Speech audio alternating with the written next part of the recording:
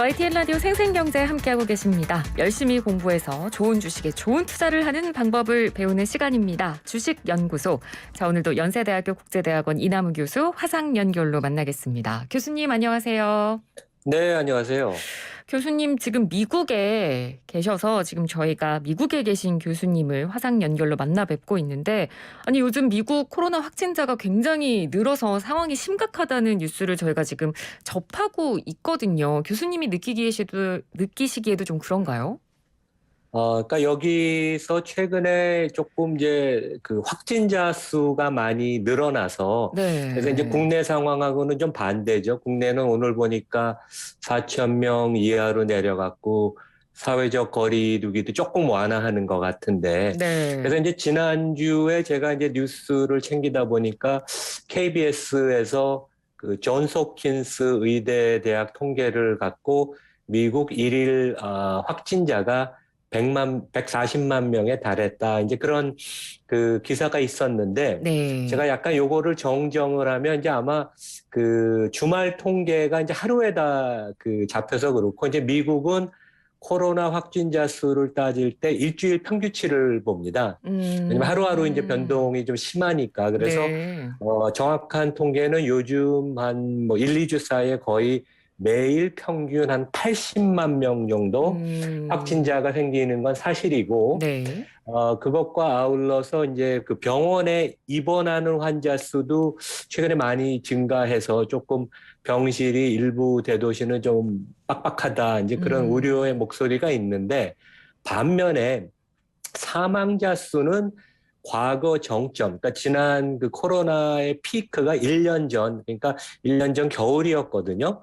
그래서 지금 사망자 수는 그때의 한 반밖에 안 됩니다. 그래서 이제 좀 네. 되게 독특하죠. 그래서 확진자 수가 일 기준으로 100만 명에 육박하고 입원 환자 수도 느는데 사망자 수는 거의 늘지가 않아서 미국은 그래서 오히려 지금 정부가 live with corona, 그러니까 코로나와 함께 가는 그러한 정부 정책을 그냥 꾸준히 일관되게 추진하고 있고, 오히려 신문을 보면 제가 오늘 이제 월스트리트 저널 주말판을 보다 보니까 코로나 관련된 기사는 일면에 요즘 거의 잘 나오지도 않습니다. 그리고 음. 금융시장에서도 특별히 이렇게 많이 관심을 갖진 않아요. 예. 네.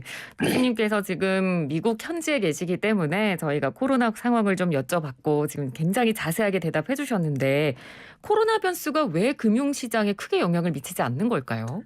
그러니까 그런 것 같아요. 그러니까 미국의 인구가 3억 3천 명인데 지금 이제 그 확진자 정부 통계에 나오는 사람이 한 6,500만 명쯤 됩니다. 그러니까 무려 20% 되죠. 근데 음. 전문가들은 실제 감염자는 이것보다 많을 것이다. 왜냐하면 국내는 저희가 그 구청이나 보건소 가면 코로나 그 PCR 검사 쉽게 받지 않습니까? 근데 네. 여기는 코로나 검사를 받는 것도 없고 그러니까 코로나 검사 받기가 쉽지가 않고 예약을 해야 되는데 예약이 많이 밀려 있고요. 그다음에 이제 대부분 그렇군요. 자가 진단 키트를 구매해서 집에서 하라고 그러는데 네. 아마존에서도 이것이 동이 났어요. 그래서 이제 어. 저도 그 특수 웹사이트가 있어서 거기에서 일부 구매를 해서 한번 저도 실험적으로 해봤는데 그래서 네.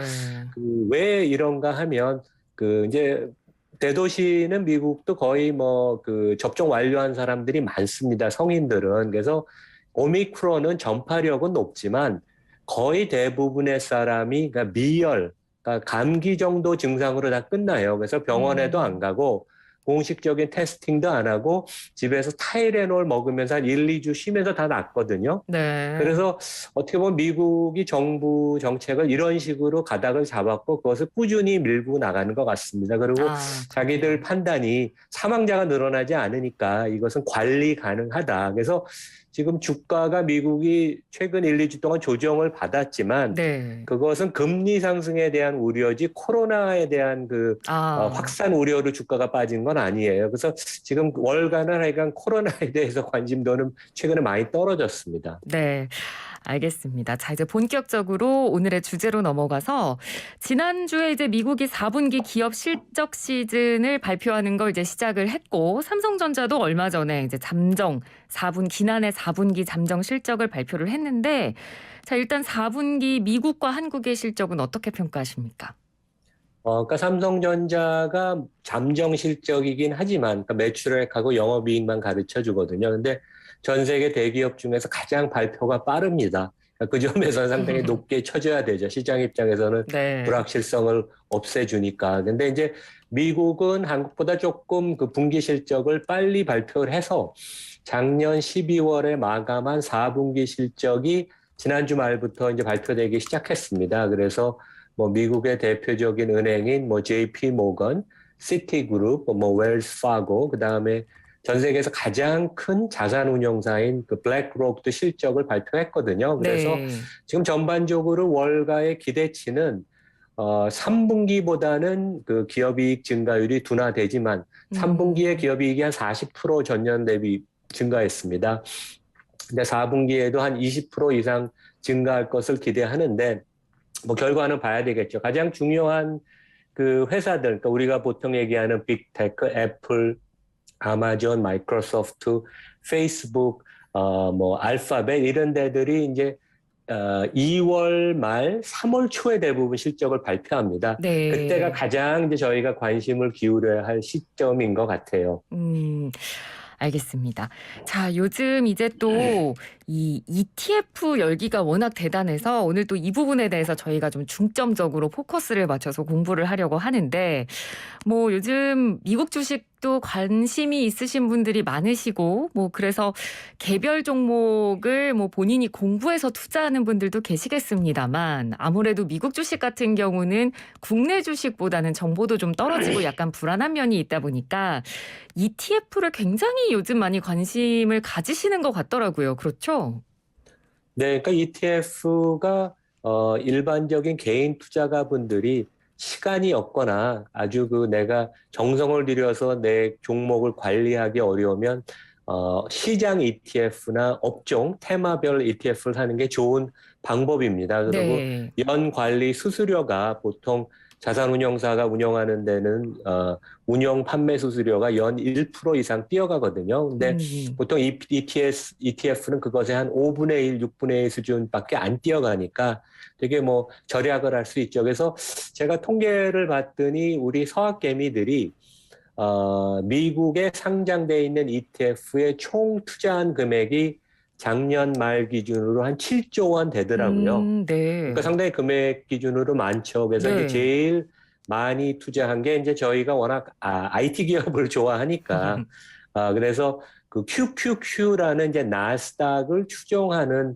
그 ETF에 가장 많이 투자돼 있고 여기는 이제 네. 인베스코라는 데가 운영하고 그다음에 이제 다른 데가 그 SSGA라는 그 여기도 큰 운용사인데 여기가 운영하는 S&P 500 ETF 그다음에 뱅가드라고 여기도 아주 그 ETF를 크게 운영하는 데인데 여기가 운영하는 미국 지수 S&P 500 ETF 그다음에 이제 음.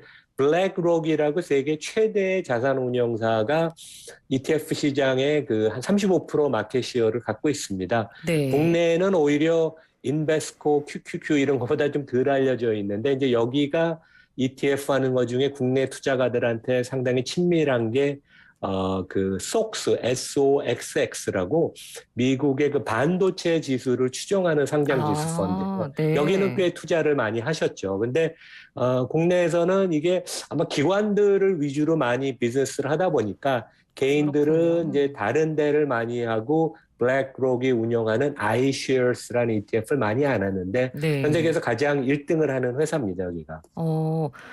저는 사실 블랙록은 처음 들어봤거든요. 근데 말씀해 주신 대로 세계 최대 자산 운용사라고 하면 저희가 좀 알아볼 필요는 있을 것 같은데 이 회사 어떤 운용사인가요? 그러니까 좀 지난주 금요일 날 실적도 상당히 우수하게 발표했는데 네. 먼저 이제 그 자산 운용 규모가 10조 달러를 돌파했습니다. 작년 말에. 그래서 10조 달러 하면 감이 안 드실 텐데 우리가 이제 보통 그 스탁을 하는 국민연금 있죠. 국민연금이 910조 원쯤 됩니다. 운용자산이. 그래서 뭐 세계 3위, 4위에 그 기금이 됐다 그러는데 국민연금보다 한 13배 큽니다. 여기에는 민간 어. 자산운용사인데 그러니까 얼만큼 큰지 이제 감이 드실 거고 네. 그다음에 이제 미국에 상장돼 있고 시가총액이 한 160조 원쯤 됩니다. 그러니까 우리나라 뭐 KB 지주의 한 8배? 그러니까 KB 지주가 한 20조 음, 원쯤 되니까 시가총액이. 그리고 여기가 이제 ETF나 액티브 펀드 뭐 여러 가지를 많이 하는데 네. 미국 상장 주식의 평균 5%를 보유하고 있어요. 그래서 이제 뭐 음, 애플을 찾아보거나 저희가 테슬라를 찾아봐도 그 블랙록이라는 이름이 항상 톱 3, 톱 5 주주에 항상 올라가거든요. 그게 네. 이제 그 블랙록의 힘이죠. 아, 그렇군요. 그럼 33년 만에 급성장했다고 하던데요? 예, 그러니까 역사는 오히려 짧습니다. 그러니까 미국에 어, 보면 뭐 100년 넘은 운영사들도 많은데 여기는 이제 1988년에 레리 핑크라는 지금 이제 그 CEO를 아직까지 하시는 분이 창립을 했어요. 그래서 이제 이분이 네. 원래 그 아주 월가에서 잘 나가던 채권 전문가였습니다. 그래서 음, 이제 채권 운영과 그 리스크 관리에 특화하는 그런 자산 운용사를 만들겠다고 이제 독립을 해서 33년 전에 만들었는데 이 회사가 급성장하게 된 것도 또 다른 그 뛰어난 자산 운용사를 운 좋게 인수할 기회가 있었어요. 근데 그때 음, 둘 다 그 금융 위기 때 기존의 미국 은행 증권사 아니면 영국의 증권사가 어려움을 겪음으로써 자산 매각을 하는 와중에 있어서 블랙록이 이제 그 두 가지 그 기업을 인수를 했죠. 하나는 이제 메릴 린치가 금융위기 때 거의 휘청해서 그 자산운용사 자회사가 있었거든요. 메릴 린치 네. 애셋 매니지먼트라고 네. 거기를 덥석 2006년에 인수를 했고 그로부터 3년 후에 블랙록 역사의 가장 큰 계기가 발전의 계기가 되는 그 바클레이 글로벌 인베스터라고 BGI라고 ETF의 가장 그 당시에도 뛰어난 아이쉐어를 제조 판매하는 회사를 인수할 기회가 생겼어요. 여기도 영국 네. 회사 바클레이가 거의 어려움을 겪으면서 이제 구조조정을 하면서 자산을 매각하라고 이제 정부가 요구를 해서 네. 그래서 이제 여기 그 레리 핑크라는 분은 유태인이에요. 미국인이지만 유태인인데 이제 월가는 워낙 유태인들이 꽉 잡고 있고 음, 이분이 하여간 그 추진력이 뛰어나고 그다음에 뭔가 딜을 하겠다 그러면 그 꼭 그 딜을 성사시키려고 아주 집요함도 있고 그다음에 이제 음, 미국이 금융 위기를 겪을 때 한 십몇 네. 년 전 그다음에 2, 3년 전에 이제 코로나 위기를 겪을 때도 블랙록이 미국 정부를 대신해서 구제금융 같은 채권을 사주고 그래서 정치적 수완도 아주 뛰어났습니다. 그래서 아, 비즈니스 감각도 뛰어나고 이렇게 M&A 할 수 있는 기회도 있고 그래서 회사가 고속 성장을 했고 그래서 상장 후 주가를 보면 네. 연평균 한 20% 상승을 했습니다. 그래서 아주 뭐 많이 우수하죠. 상승했네요. 그래서 네. 배당 수익률도 한 2, 3% 되니까 뭐 주주들한테는 쭉 꾸준히 들고 있었으면 99년에 상장을 했거든요. 네. 연 한 22, 3% 수익률을 안겨줬습니다. 그래서 상당히 저희가 한번 관심을 갖고 어차피 또 ETF 시장은 계속 커질 것이거든요. 네. 워낙 매력이 있는 시장이니까. 그래서 여기서 가장 강자입니다. 그래서 ETF 시장은 3개 자산운용사가 거의 과점 체제를 하는데 1등 하는 데가 이제 블랙록 좀 전에 음, 말씀드린 여기가 마켓시어가 35%고 뱅가드라는 데가 29%. 여기가 이제 그 ETF를 처음 만든 데입니다. 아, 그다음에 네. 이제 SSGA라는 데가 14%. 그래서 여기 세 회사가 한 80% 마켓시어를 하고 우리가 이제 많이 찾는 국내에서 그 QQQ 나스닥을 추종하는 인베스코는 오히려 좀 작은 플레이어예요. 여기에서는 한 음, 5% 마켓시어가 있습니다. 네. 이 방금 말씀해주신 이 블랙록이 다른 미국 금융기관들과 비교해봐도 굉장히 지금 성장 속도도 좋고 그리고 이 주가도 굉장히 높아져 있는 그런 비교해봐도 그런 상태인 거죠? 그렇죠. 그러니까 뭐 회사가 경영 성과가 워낙 좋으니까 주가가 상승한 것도 있고 네. 이 자산 운용업이라는 게 그 은행이나 증권사보다는 좀 부침이 적습니다. 왜냐하면 그 펀드는 이제 팔리기만 하면 운용사 입장에서는 환매를 당하지 않으면 금요일이건 토요일이건 일요일이건 운영수수료를 계속 받지 않습니까? 음, 그러니까 들어온 돈들은 계속 거기서부터 안정적인 운영 수입이 생기니까 기업 이익이 상당히 안정적이다. 반면에 뭐 JP 모건, 골드만삭스, 모건 스탠리, 뭐 국내에도 뭐 이제 증권사들도 많죠. 국내에도 뭐 한투증권도 있고 미래도 있고 삼성증권도 네. 있지만 증권사들은 이제 증시의 부침에 따라서 딜이 많고 개인들이 매매를 많이 하면 수수료가 늘어나지만 또 이제 장이 많이 꺼지고 그러면 또 비즈니스가 위축이 되거든요. 그래서 이 음. 변동성이 크다고 그러죠. 증권사들의 기업이익은. 이제 반면에 자산운용사는 특히 이제 블랙록 같이 워낙 깔아놓은 자산이 많고 브랜드가 좋고 좋은 인력을 갖고 철저하게 관리를 하면 기업이익의 그 부침이 별로 없습니다. 그래서 시장은 아. 이제 그런 것들을 좋아해서 조금 프리미엄을 좀 부여하죠. 예. 음. 오늘 교수님 말씀 듣고 이 블랙록에 관심 가지실 분들이 많아지실 것 같아서 자 그럼 끝으로 그래도 투자고 투자에는 우리가 또 리스크가 어떤 것들이 있는지를 알아야 되니까 이 블랙록에 관심을 가지고 ETF를 만약에 좀 상품을 고민하신 분들이라면 어떤 점을 좀 투자 시에 유의하면 좋을지 끝으로 말씀해 주신다면요. 그러니까 이제 블랙록은 제가 뭐 미국 회사 아니면 외국 회사 있을 때도 저의 카운터 파티로 많이 대했어요. 근데 여기가 이제 음. 유태인 회사니까 여기랑 장사하면 남는 게 하나도 없습니다. 다 탁탁 털어가니까. 그래서 제가 네. 항상 비즈니스 할 때마다 저희 회사 이제 사장하고 같이 그 평가를 분기마다 받거든요. 네. 그러면 탁탁 털어가니까 진짜 비즈니스를 하면 돈은 못 버는데 네. 워낙 여기가 덩치가 크니까 주문 주는 음. 규모가 크니까 그 플로우를 받아야지 또 증권사들은 그 시장에서 그 활동을 하거든요. 그래서 네. 이 회사가 주주들한테 진짜 좋은 회사라는 걸 제가 전에부터 뼈저리 느꼈고 네. 여기 이제 다니는 임원들도 제가 아는데 다 힘들어 합니다. 예. 그만큼 좋은 회사죠. 근데 이 회사도 결국은 이제 리스크가 있죠. 왜냐하면 뭐 주가가 많이 조정을 받거나 한 20% 조정을 받거나 금리가 최근같이 많이 흔들리면 펀드에서 자금이 유출이 있을 수가 있겠죠. 뭐 네. 이렇게 모든 사람이 항상 돈을 넣는 건 아니니까.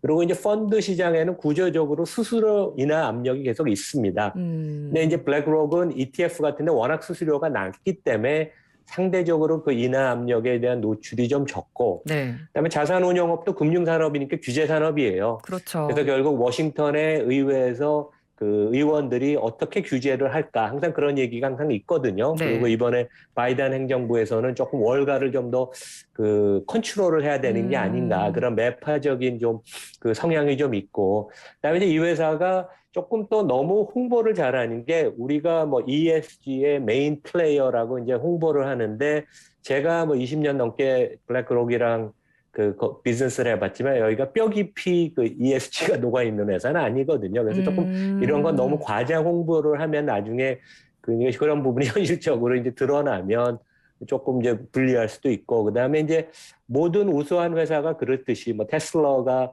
일론 머스크 빼놓고 하기 어렵듯이 블랙록도 레리 핑크라는 아주 뛰어난 창업자가 아직까지 그 모든 주요 의사결정을 다 하는데 이 양반이 한 70세쯤 되셨어요. 아 지금은 네. 현역으로 열심히 뛰는데 결국 이분도 언제는 은퇴를 해야 될 텐데 이제 그런 키맨 리스크 너무 이분에 이제 많이 의존을 한다. 이제 그런 리스크가 있는 것 같습니다. 네, 알겠습니다. 오늘 말씀 잘 들었습니다. 교수님 고맙습니다.